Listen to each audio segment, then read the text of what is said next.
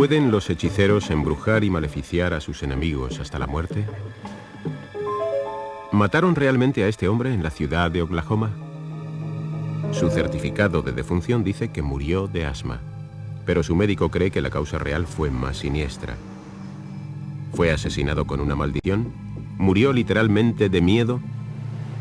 Extraños poderes sacados de los archivos de Arthur Clarke, científico, escritor y visionario, inventor del satélite de comunicaciones, autor de 2001 Odisea del espacio.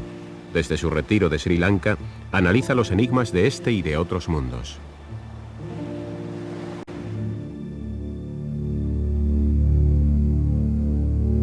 Extraños poderes por Arthur C. Clarke.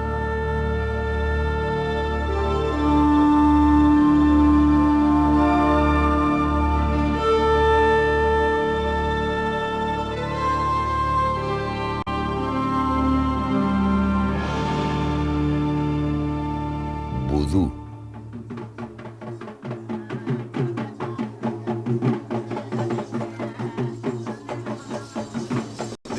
Estos son los danzantes del demonio de Sri Lanka, pero se encuentran en muchas otras partes del mundo. Sus ritos fueron concebidos hace siglos para expulsar demonios y superar hechizos. Aunque la danza del demonio es actualmente una atracción turística, sería un error considerarla como una supervivencia pintoresca de un pasado supersticioso. Millones de personas siguen creyendo en ella.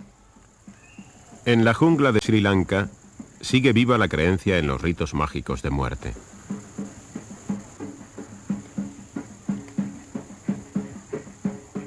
Los hechizos siniestros se conjuran en una cueva de las montañas. A ritmo de tambor y fuego, los danzantes del demonio lo invocan para que los ayude a lanzar una maldición contra su enemigo. Para asegurarse de que la víctima muere, el hechizo requiere una calavera humana desenterrada recientemente del cementerio local. Si este señuelo es eficaz, el danzante se siente poseído por el demonio, que exige como sacrificio polluelos hipnotizados.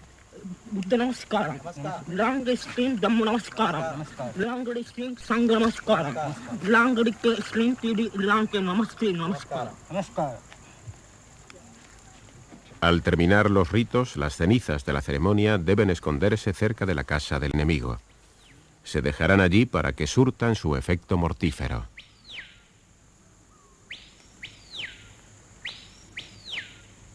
Deshacer hechizos requiere igualmente ceremonias muy elaboradas. Esta mujer cree que ha sido hechizada. Paralizada de miedo, acude a una ceremonia de exorcismo.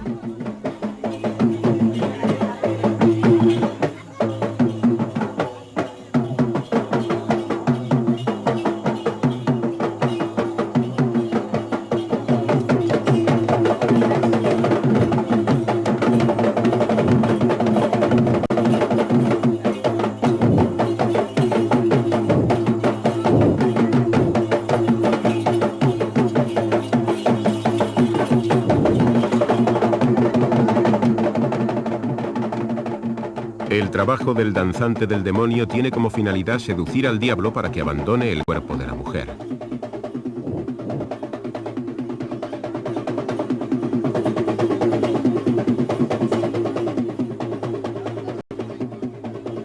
Después, el viejo hechicero o catadilla agarra al demonio con un hilo y lo mete en una botella.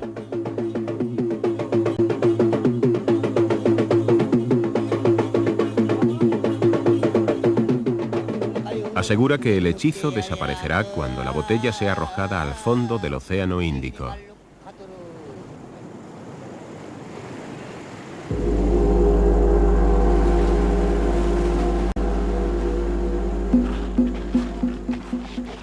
En Birmania, en la Segunda Guerra Mundial, las tropas africanas occidentales se asombraban de las historias que oían contar a sus oficiales sobre el poder del yuyu. Un oficial, un capitán, recuerda un caso que terminó como si había predicho en muerte. Es Alf Lewis. Un soldado fue a ver a su coronel. Le pidió que lo dejara ir a África Occidental al día siguiente, porque debía estar en su pueblo ese día. Le dijo que iba a celebrarse un yuyu y que tenía que estar en su cabaña cuando llegara. El coronel le dijo que era imposible llegar a África Occidental en ese tiempo. El soldado le replicó que si no iba al yuyu, el yuyu vendría a él y moriría. El soldado le había contado a uno de sus amigos que al día siguiente, al mediodía, moriría. Estaba en la tienda de reconocimiento, acostado en una especie de camilla. Era un hombre joven, aparentemente de buena salud. Allí estaba acostado, mirando al techo de la tienda. El mayor le dijo: ¿estás pensando en él? Yo tenía cierta experiencia en enfermedades porque había trabajado en un hospital militar. Lo veía muy bien. Su pulso era normal, su respiración era perfecta, no tenía fiebre. Pero allí estaba quieto, mirando hacia arriba, sin responder a ninguna pregunta, sin hablar.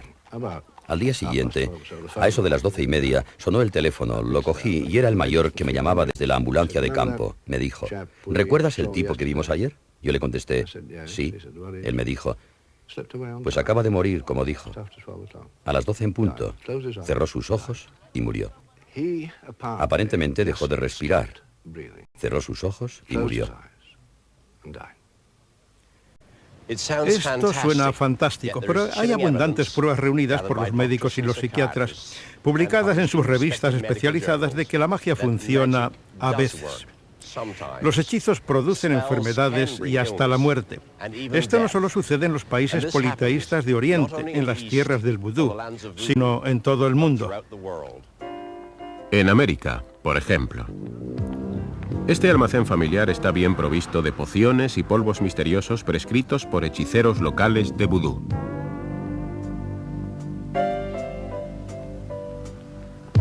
Muchos productos son para prevenirse contra los espíritus malignos y se expenden al contado como un artículo cualquiera. En esta parte del mundo el vudú se llama medicina de raíces, porque la gente cree que algunas plantas tienen en sus raíces poderes mágicos. Los médicos de la ciudad tienen que tomarse en serio este tipo de medicina, como el Dr. Ramsey Mellett Jr. Si yo deseara realmente que alguien sufriera y muriera, y supiera que esa persona cree en esto, yo tendría que prepararle sagazmente una bolsa negra de raíces con una mezcla de cosas diferentes para asegurar que la víctima sufriría y moriría. La primera cosa que pondría en la bolsa serían raíces. Otra cosa que haría sería escribir el nombre de la víctima 9 veces en un pergamino virgen con tinta de sangre de dragón. Después cogería tierra de un cementerio, de la tumba de alguien que hubiera cometido crímenes horrendos. En otras palabras, esa tumba debería ser la de un hombre muy malo, a quien considerase la gente casi un demonio, y pondría esa tierra en la bolsa de las raíces. Este es un ingrediente esencial. Si fuera posible, pondría un pelo de la víctima y un trozo de sus uñas. También algunas plumas de buitre. Si deseara hacerlo sufrir con una muerte lenta y que padecieran dolores horribles, cortaría un trozo de camiseta y la colocaría sobre el corazón. Esto les produciría dolor en el corazón. Metería una aguja, después ataría la bolsa y la enterraría en una propiedad de la víctima o en un sitio lo más cercano posible a ella. La medicina de raíces florece sobre todo en las islas meridionales de Charleston. Tradicionalmente, la gente que cree que ha sido hechizada llega a este cementerio y pide a los espíritus de un muerto que las libre de los hechizos.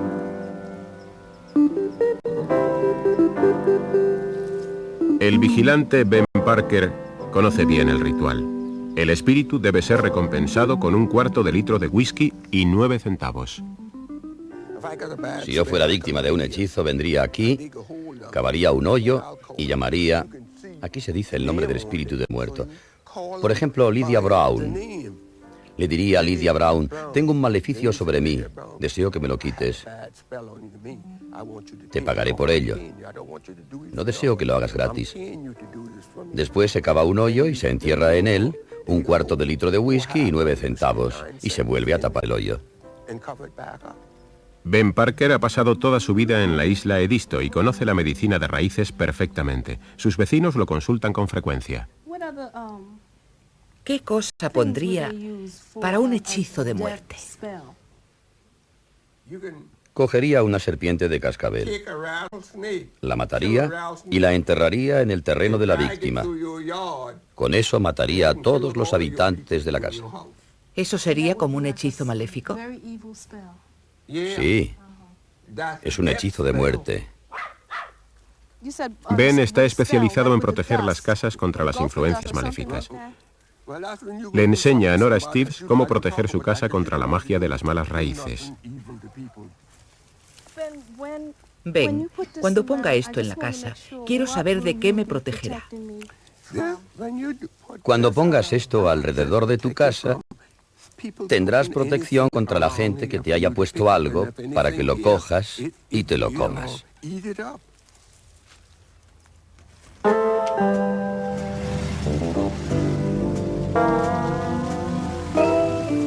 Aquí, en Carolina del Sur, la medicina de raíces les crea serias dificultades a los médicos. El psiquiatra Mike Lampkin ejerce en las islas. Es experto en pronosticar síntomas. Por ejemplo, observe esa casa de ahí. Tiene una señal de color azul oscuro alrededor de las ventanas y de las puertas. También están pintados los postes del porche delantero. Este azul oscuro protege a los moradores de esta casa de los espíritus malignos y de las raíces que pueden colocarles.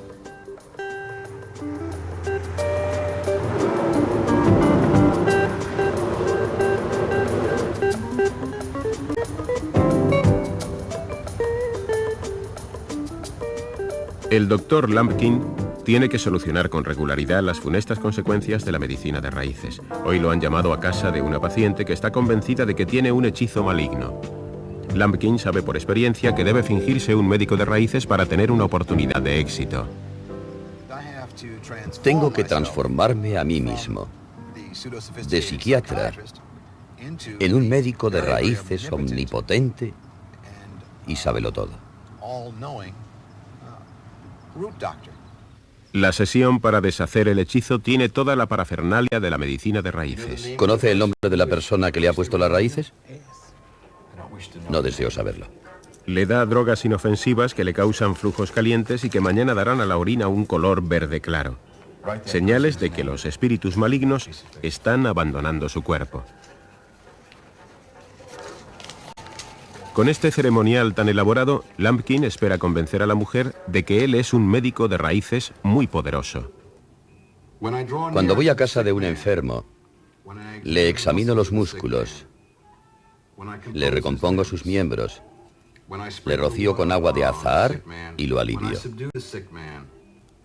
Lampkin y su paciente se ponen gafas azules, la protección tradicional contra los espíritus malignos.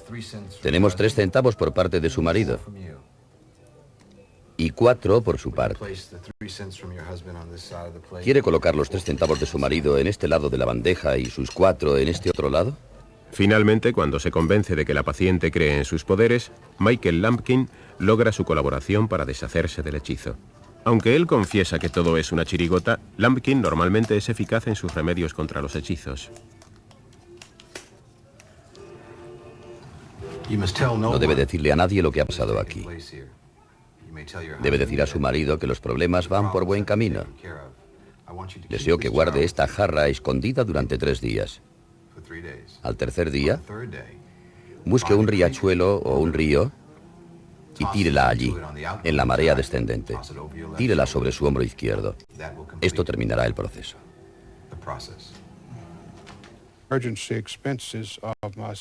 Pero ¿pueden las raíces afectar incluso a personas incrédulas? Gatti Dowling es un hombre de mente fría. Es uno de los mejores abogados de Carolina del Sur.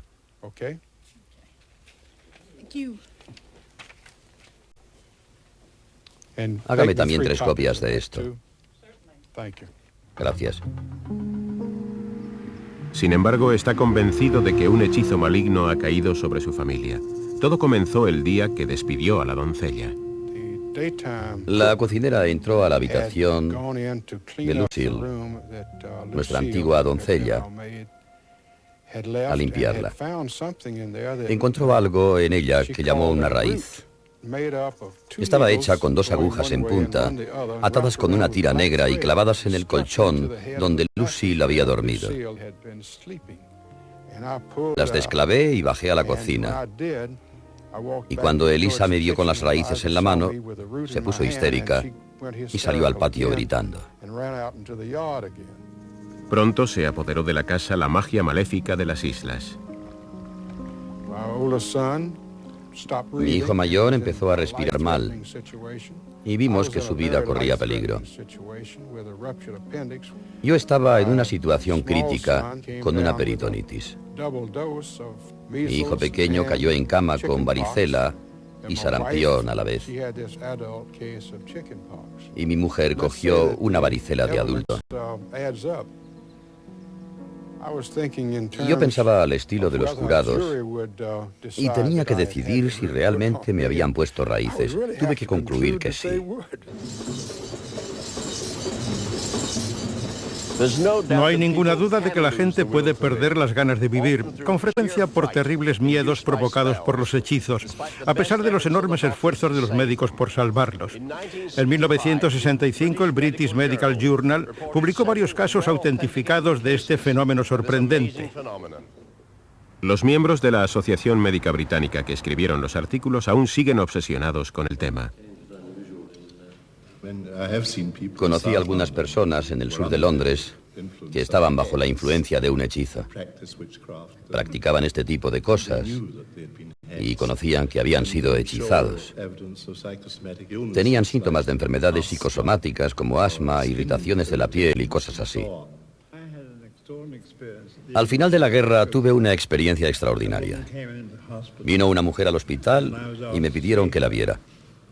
Me dijo que había sido, no sé si dijo embrujada o hechizada, y que iba a morirse.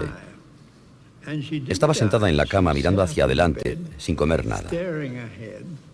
No se movía, estaba literalmente congelada por el miedo. A los 3 días murió. Cuando fui médico interno en uno de los hospitales de enseñanza en Montreal, en 1935, tuve una paciente a la que habían operado de riñón. Llevaba un posoperatorio satisfactorio. Una semana después de la operación llegó una tarde la enfermera y le preguntó que qué quería comer, que eligiera lo que quisiera. Ella contestó, nada, no voy a comer nada porque voy a morir antes del desayuno. Me llamaron y vi a la mujer tan segura de que iba a morir que hice algo que no había hecho nunca antes, ni he vuelto a hacer después. Mandé llamar al jefe del departamento. Al venir encontró a un profesor de medicina general en las escaleras y vinieron los dos a examinar a la mujer lo más minuciosamente que pudieron.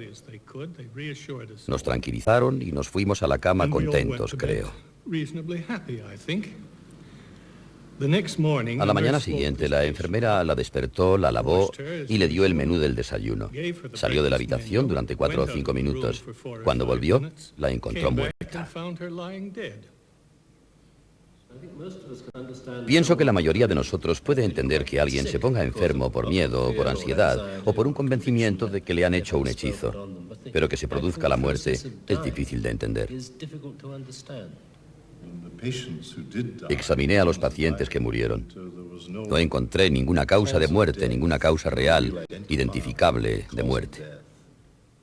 Pero el psiquiatra Roland Littlewood ha estudiado el vudú y cree que puede haber una explicación médica para estas muertes extrañas. Tenemos algunas pruebas sacadas de autopsias hechas en África Occidental de gente que murió después de haber sido hechizada. Las glándulas suprarrenales están situadas encima del riñón. Producen adrenalina, una sustancia necesaria para mantener la presión de la sangre y demás movimiento del cuerpo. En la crisis, en momentos de peligro, ante una situación de estrés, se produce una descarga de adrenalina a la corriente sanguínea. Parece ser que en los individuos hechizados las glándulas suprarrenales se vacían, como descargadas repentinamente, repente. En esa situación, la presión de la sangre baja dramáticamente y la persona muere. ¿Es esto lo que pasó en Oklahoma?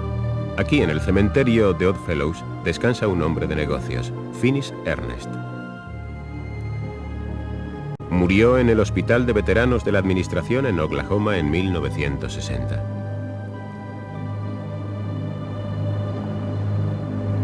Estamos a mucha distancia de las tierras del vudú. Sin embargo, el médico de Ernest, el doctor James Mathis, cree que su paciente murió de una maldición y que en su certificado de defunción consta solo una parte de la historia. Ernest sufría de asma, y las visitas a su madre le provocaban al parecer los ataques. Esta es la opinión de Mathis, formada tras reconocer a Ernest después de un permiso para salir un fin de semana. El primer síntoma que observamos es que estábamos ante un asma que no era normal.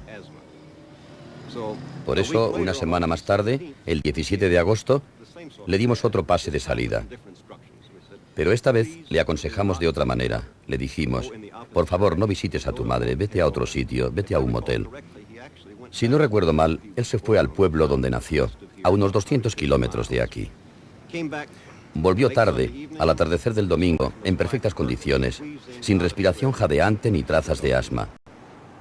Pero en su mente comenzó a ver que algo no funcionaba, y aunque quizá no se expresaba correctamente en términos médicos, nos dijo, parece como si, cito textualmente, fuera alérgico a mi madre. Fin de la cita.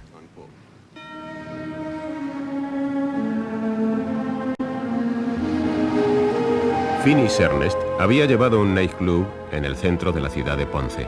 Pero en 1960 se había aburrido y decidió venderlo. Su madre era socia en el negocio y se enfureció. A los ojos de este hombre, su madre parecía infalible.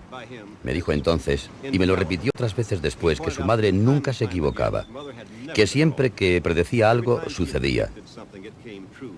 Por ejemplo, si había predicho que su primer matrimonio fallaría, falló. Lo mismo predijo del segundo y también falló. Predijo que su tercer matrimonio sería un éxito y lo fue. El negocio fue la clave. Cuando dijo que iba a venderlo, ella despóticamente se negó. Y no hubo manera de convencerla. Sus palabras fueron, según él, te va a suceder algo terrible. Su viuda Josefina recuerda con ternura el último fin de semana que pasaron juntos. Pasé ese fin de semana con él en un motel de Ponce. Fueron unos momentos maravillosos. Parecía que nunca había estado enfermo. De repente me dijo, ¿por qué no vamos a ver a mi madre? Así lo hicimos. A los pocos minutos de estar con su madre, sufrió un ataque de asma. Tuve que llamar corriendo al hospital y decirles que me temía que sufría otro ataque y que vinieran a por él. Cuando terminó el ataque, Ernest le dijo a Mathis que seguía adelante con la idea de vender el nightclub. Después de hablar conmigo a las 5:30, llamó a su madre y le dijo, hemos estado hablando el doctor y yo y hemos decidido reinvertir mi dinero. Él iba a reinvertir su dinero en un negocio que no necesitara la presencia de su madre. Le añadió, no necesitamos tu consejo. Ella lo escuchó con aparente cortesía y le dijo, hijo, ¿alguna vez me he equivocado? Él le contestó, nunca. Ella le replicó, ¿te acuerdas de lo que te dije? Él le contestó, me dijiste que me iba a suceder algo terrible. Ella entonces le dijo, te sucederá, te sucederá. En una hora, Finis Ernest había muerto. Realmente creo que la última llamada telefónica a su madre fue la causa directa de su muerte. La autopsia no mostró ningún ataque cardíaco, ninguna apoplejía, ninguna causa normal de muerte. Esto es lo que nosotros llamamos una versión sofisticada de muerte vudú. Estas historias demuestran el poder extraordinario, incluso fatal, que tiene la mente sobre el cuerpo. Después de escuchar a los médicos, estoy convencido de que la gente puede morir de miedo. Sin embargo, no creo que los hechizos puedan funcionar sin que las víctimas conozcan que son objeto de los mismos. Pero lo que mata no es el poder oculto de un hechicero, sino la propia creencia de las víctimas de que están destinadas a morir. Esta influencia destructiva de la mente sobre el cuerpo podría orientarse hacia el bien. Los doctores conocen muy bien el papel decisivo que tiene en el curso de una enfermedad el estado psicológico del paciente. Estas historias terribles de miedo y muerte podrían conducir a nuevas técnicas de fortalecimiento de la mente, no para matar, sino para curar.